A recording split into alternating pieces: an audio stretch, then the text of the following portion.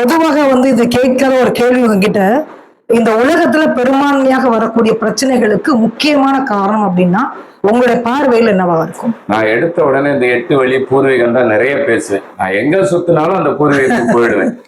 அது என்ன மாற்ற முடியாதுங்கிறதுல என்னை இயக்குறது என்னுள்ள இருந்து இருக்கிறது. அதுதான் நான் இந்த பூர்வீகத்தை பத்தி மக்களுக்கு தெரிஞ்சிச்சுன்னா ஜோதிட ரீதியா இருக்கக்கூடிய அவநம்பிக்கையும் ஆன்மீக ரீதியா சாமியார்கள் மேல இருக்கக்கூடிய அவநம்பிக்கை, அவங்கவுங்க உழைச்சு அவங்கவுங்க வாழலாம்.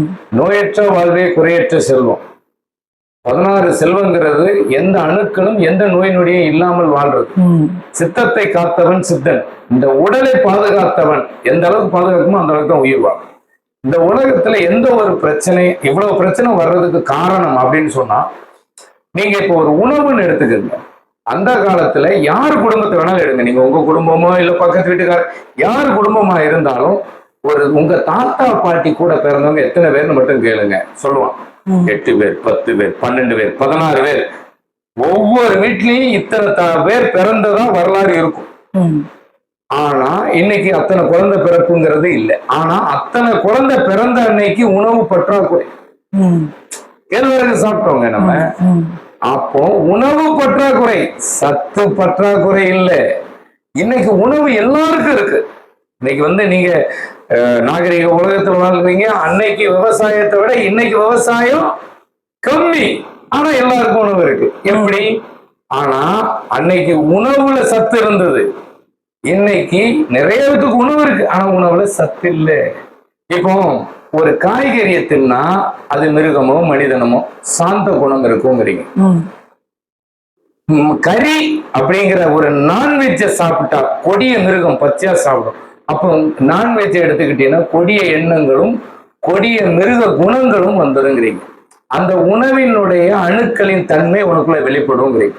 இன்னைக்கு ஹைபிரிட் மரம், ஓரின சேர்க்கை, ஒட்டு செடி, ஓரின சேர்க்கை ஒட்டு செடி ஹைபிரிட் 3 வருஷம் கழிச்சு காய்க்க வேண்டியது 3 மாசத்திலேயே காய்க்குது. 13 வயசுலயே பூப்படைகிற பெண்ணு 18 வயசுல ஆக வேண்டியது 13 வயசு, 7 வயசு, 6 வயசுல பூப்படையுது. சீக்கிரம் பூத்துருதா? ஏன்னா நீங்க திங்கிற உணவு அப்படி, விதை இல்லாத உணவு. அடுத்த தலைமுறை இல்லாத குழந்தைங்க நிறைய பேருக்கு இன்னைக்கு மலட்டுத்தன்மை. பெண்களுக்கு பெண்ணை இல்லை, ஆண்களுக்கு ஆண்மை இல்லை. ஓரின சேர்க்கை செடி உணவுகளை சாப்பிட்றதுனால ஆணுக்கு ஆணை விரும்புறான், பெண்ணுக்கு பெண்ணை விரும்புறான். ஆண் எனக்கு திருமணம் வேண்டாங்கிறான், பெண் எனக்கு திருமணம் வேண்டாங்கிறான். ஆணுக்கு ஆண்மை இல்லை, பெண்ணுக்கு பெண்ணை இல்லை. பற்றாக்குறைக்கு இந்த அணுக்களின் குறைபாடால் திருநங்கைகள் நிறைய. அப்போ உணவே மருந்து, உறவே கடவுளுங்கிறது என்னுடைய தாரக மன்றம். உன் உறவுகள் வாழ்ந்த மண்ணை மிதி, உன் உறவுகள் உண்ட உணவை சத்தோடு உண்ணு. அந்த சத்தான உணவு உன் தலைமுறையை காக்கும். வாழையடி வாழை வம்சம். புலிக்கு பிறந்தது பூனை ஆயிடுமா? புலியோட குட்டி புலி. காக்கையின் குஞ்சு முட்டை பறிச்சோட கோயிலாயிடுமா? காக்கம் தான். மனிதன் என்னுடைய முன்னாடி தலைமுறை யாரு? எங்க அப்பா அம்மாவினுடைய டிஎன்ஏ எனக்கு இருக்கு. அவங்க முன்னாடி தலைமுறை யாரு? அவங்க அப்பா அம்மாவுடைய டிஎன்ஏ எங்க அப்பா அம்மாவுக்கு. இதுக்குத்தான் 7 தலைமுறைன்னு ஒரு பதிவு போட்டேன். அப்போ என் தாய்வழி தந்தையினுடைய டிஎன்ஏவுக்கு அடையாளம் வாழையடி வாழை வம்சம். பிறந்து புனை ஆகுது. மனுஷனா பிறக்கிறது அவ்வளவு கஷ்டம். மனிதனா பிறந்தவன் ஓரறிவுல இருந்து 6 அறிவு. முருகன் அறிவுக்கு கடவுள். சிவனின் நெற்றிக்கண்ணில் பிறந்தவன். அதாவது சூரியனின் அறிவான பிள்ளைகள் மனிதர்கள். இன்னைக்கு அந்த அறிவை பயன்படுத்தாம எப்பொருள் யார் யார் வாய் கேட்பினும் அப்பொருள் மெய்ப்பொருள் காண்பது அறிவு. அறிவை விட்டுட்டு அறியாமையினால அங்க பரிகாரம் இங்க பரிகாரம், இதை பண்றேன் அதை பண்றேன் அப்படின்னு பண்றதுனாலதான் எவ்வளவு பிரச்சனை. உணவு திங்கிற உணவுக்கு தகுந்த மாதிரி நம்மளுடைய இயக்கம். இன்றைய பிரபஞ்சத்தில் இருக்கிற உணவுகளை உட்கொள்ளும் போது இனி வரக்கூடிய தலைமுறைக்கு அடுத்த பிறவி என்பதே இருக்காது. அடுத்த தலைமுறையே இல்லாத நீ ஏட்டு சுரக்காய் கறிக்கு உதவாது. நீ படிக்கிற படிப்பு வேலை தரும்.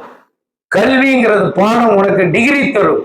ஆனா இயற்கைங்கிற கல்வி இல்லாதது உன் தலைமுறையை அழிக்கும், உன் வம்சத்தை அழிக்கும். அப்போ அடுத்த தலைமுறை மானிடர் ஆன்மா மரணம் எய்தாது மறு பிறவி எடுக்கும். மேனியை கொள்வாய், உடல் அழியும் உயிர் அழியாது. நாராயணன் சொன்னதும் அதுதான். மானிடர் ஆன்மா மரணம் எய்தாது மறு பிறவி.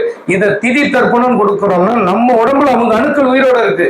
அவர்களுக்கு சத்து போயிடுச்சு. என் குலத்தின் அடையாளம் நான் தான். 10 வாழை மரம் இருக்குன்னா அதை வெட்டினதுக்கு அப்புறம் ஒரு கம்பை நட்டு வச்சாலும் அதே வாழைக்கண்ணு தான் முளைக்கும். என் தலைமுறைக்கு அடையாளம் நான் இருக்கிறேன், என் வம்சத்தின் அடையாளம் நான் இருக்கிறேன்.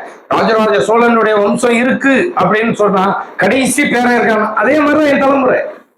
அப்போ உன் முன்னோர்கள் உண்ட உணவும் உன் முன்னோர்கள் வணங்கிய இறைவனும் உன் குலத்தையும் தலைமுறையும் காக்கும், வரக்கூடிய பிரச்சனைகள்ல இருந்து தீர்வு கொடுக்கும். அப்போ தீதும் நன்றும் பிறர் தர வாரா. உனக்கு பிரச்சனைக்கு காரணம் உன் அறியாமையும் உன்னுடைய செயல்பாடும், உன் அழிவுக்கு காரணம் நீயே உன் அறியாமையே. வாழ்த்து.